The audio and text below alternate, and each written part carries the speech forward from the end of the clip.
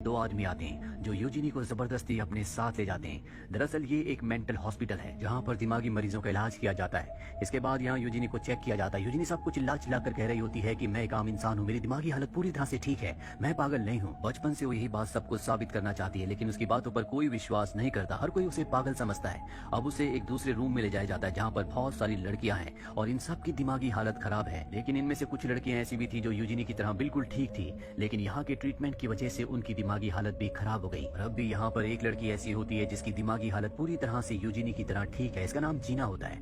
जीना Eugenie को यहाँ के बारे में सब कुछ बताती है। इसके बाद जीना को बहुत सारे लोगों के सामने ले जाया जाता है जहाँ पर एक डॉक्टर उसके सामने आकर उसे हिप्नोसिस करता है। वो अपना दिमागी संतुलन पूरी तरह से खो बैठती है। जैसा वो डॉक्टर जीना को करने को कहता है वो वैसे ही करती है। उसकी हालत इतनी ज्यादा खराब हो जाती है कि वो वहीं फ्लोर पर गिर जाती है, पर किसी को उस पर रहम नहीं आता। यहाँ पर जितने भी लोग होते हैं वो सब के सब बहुत निर्दयी होते हैं, सिर्फ एक हेड नर्स को छोड़कर। वो यहाँ के सभी पेशेंट से बहुत ज्यादा प्यार करती है। ये भी पता है कि यहाँ पर जितने भी पेशेंट्स हैं उन सबको टॉर्चर किया जाता है। उनके इलाज करने का जो तरीका है वो पूरी तरह से गलत है, पर वो यहाँ पर सिर्फ एक हेड नर्स है, वो किसी के भी खिलाफ नहीं जा सकती। वहीं यूजिनी किसी को नहीं बताती कि वो आत्माओं से बातें कर सकती है, क्योंकि वो जानती है कि अगर उसने ऐसी बातें की तो उसे और भी टॉर्चर किया जाएगा।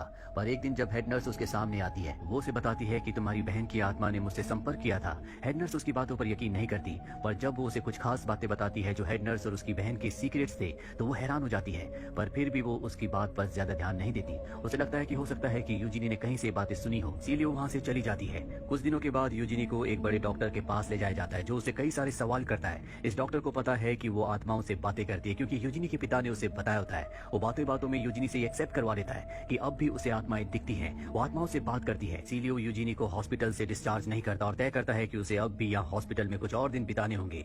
यूजिनी ये सुनकर गुस्सा हो जाती है। वो उससे उल्टा सीधा कहना शुरू कर देती है। इससे वो डॉक्टर इस नतीजे पर पहुंचता है कि यूजिनी को हिस्टेरिया है। ये एक ऐसी बीमारी है जिसका ट्रीटमेंट बहुत ही ज्यादा दर्दनाक, बहुत ही खतरनाक है। इसमें पेशेंट को एक लकड़ी के टब के अंदर रखा जाता है, सिर्फ उसका सर बाहर होता है और टब के अंदर पूरी तरह से आइस भर दी जाती है। और यूजिनी के साथ भी यही किया जाता है। उसे लकड़ी के टब के अंदर डाल दिया जाता है, बर्फ तोड़ी जाती है और टब में डाल दी जाती है। ये एक ऐसा ट्रीटमेंट है जिससे इंसान की यानी कि पेशेंट की पूरी बॉडी सुन्न हो जाती है। ये 19वीं सेंचुरी का वक्त होता है, यानी कि आज से 200 साल पहले, जब मेडिकल ने बहुत ज्यादा तरक्की नहीं की थी और इस तरह के उल्टे सीधे ट्रीटमेंट करके लोगों का इलाज करने की डॉक्टर कोशिश करते थे, जिसका कोई फायदा नहीं होता था।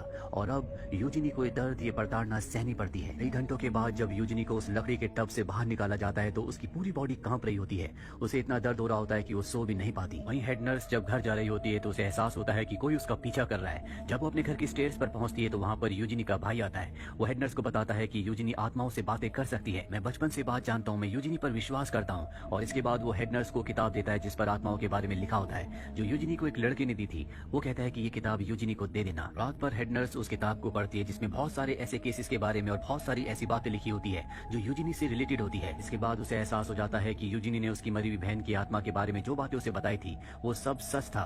अगले दिन वो यूजिनी के पास जाती है और उसे कहती है कि मैं चाहती हूँ कि तुम मेरी बहन से एक बार फिर से संपर्क करो, मैं उसे बातें करना चाहती हूँ। साथ ही हेड नर्स उसे बताती है कि तुम्हारा भाई मेरे पास आया था, उसने तुम्हारे लिए किताब दी है, वो चाहता है कि वो तुमसे मिले। यूजिनी कहती है कि मैं सिर्फ अपने भाई से मिलना नहीं चाहती, बल्कि मैं यहाँ से निकलना चाहती हूँ। हेड नर्स कहती है कि पूरी तरह से नामुमकिन है, आज तक कोई भी पेशेंट यहाँ से निकल नहीं पाया, लेकिन फिर भी मैं तुम्हारी मदद करने की कोशिश करूंगी। इसके बाद यूजिनी हेड नर्स की बहन की आत्मा से संपर्क करने की कोशिश करती है। बहुत कोशिश करने के बाद भी वो उसकी बहन से संपर्क नहीं कर पाती, पर अगले पल उसे बताती है कि तुम्हें घर जाना चाहिए, तुम्हारे पिता को तुम्हारी जरूरत है। हेड नर्स जल्दी से अपने घर जाती है, जहाँ वो टेबल के ऊपर एक नैपकिन देखती है जिस पर खून लगा होता है। जब वो अंदर कमरे में जाती है तो उसके पिता बेहोश होने वाले थे। वो जल्दी से अपने पिता को उठाती है, उनका ट्रीटमेंट करती है और इस तरह से अपने पिता को बचा लेती है। अब उसे पूरी तरह से यकीन हो चुका है, यूजिनी आत्माओं से बातें कर सकती है, वो पागल नहीं है, वो जो कुछ कहती है वो सच है। वहीं यूजिनी को हर दिन लकड़ी के टब के अंदर, बर्फ के अंदर लिटाया जाता है, जिससे उसकी हालत लगातार खराब हो रही होती है। एक दिन जब वो अपने वार्ड में होती है तो वहाँ पर एक पेशेंट की हालत बहुत ज्यादा खराब हो जाती है। यूजिनी ये देखकर गुस्से में आ जाती है। वहाँ पर जितने भी डॉक्टर्स होते हैं वो सबको उल्टा सीधा कहना शुरू कर देती है। वो कहती है कि तुम्हें किसी का ट्रीटमेंट करना नहीं आता, यहाँ पर जितने भी पेशेंट्स की हालत खराब है उन सब के जिम्मेदार आप सब लोग हो। ये बात सुनकर सभी डॉक्टर्स को यूजिनी पर बहुत गुस्सा आता है और उसे सजा के तौर पर काल कोठरी में डाल दिया जाता है, जहाँ पर एक नर्स होती है जो कि बहुत ज्यादा स्ट्रिक्ट है।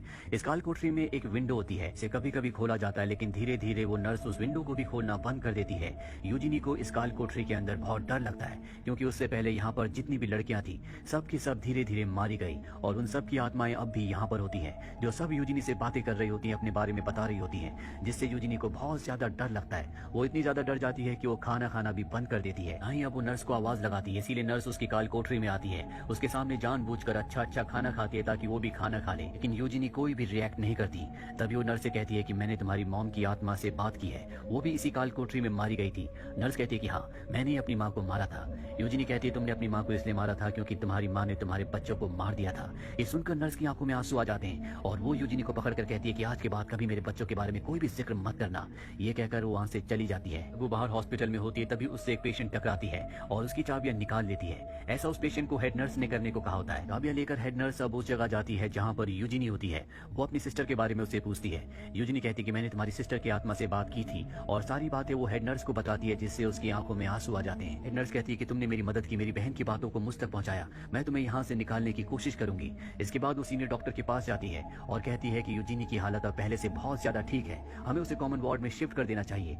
डॉक्टर उसकी बातों से कन्विंस्ड हो जाता है। इसके बाद यूजिनी को उस काल कोठरी से निकाला जाता है। आज वो बाहर रोशनी में आकर हवा को महसूस कर बहुत खुश होती है क्योंकि आज वो बहुत दिनों बाद बाहर आई है। इसके बाद जब वो वार्ड में जाती है तो वहाँ पर वो अपनी दोस्त से मिलती है जिसका नाम जीना है। वो पूरी तरह से ठीक थी, पर यहाँ के डॉक्टर्स के गलत इलाज की वजह से अब वो व्हील चेयर पर है, वो चल भी नहीं पाती, साथ ही उसकी दिमागी हालत भी खराब हो चुकी है।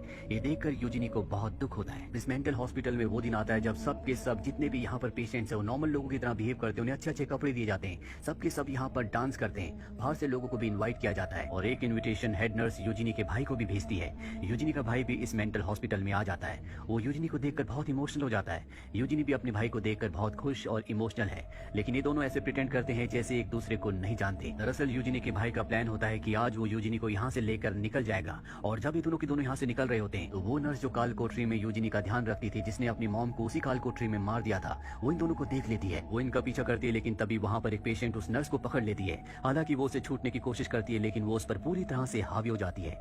वहीं यूजिनी और उसके भाई को दिखाया जाता है। इन दोनों को हेड नर्स इस हॉस्पिटल से बाहर निकाल देती है। यूजिनी कहती है कि आपको भी हमारे साथ आना चाहिए। हेड नर्स कहती है कि यहाँ पर बहुत सारे ऐसे पेशेंट्स हैं जिन सबको मेरी मदद की जरूरत है, मैं तुम्हारे साथ नहीं आ सकती। और इसके बाद यूजिनी का भाई उसे लेकर यहाँ से निकल जाता है। कुछ बाद का वक्त दिखाया जाता है जहाँ यूजिनी अब एक पूरी तरह से अलग जगह पर है, जहाँ चारों तरफ हरियाली है। यहाँ पर उसे पागल कहने वाला कोई भी नहीं है।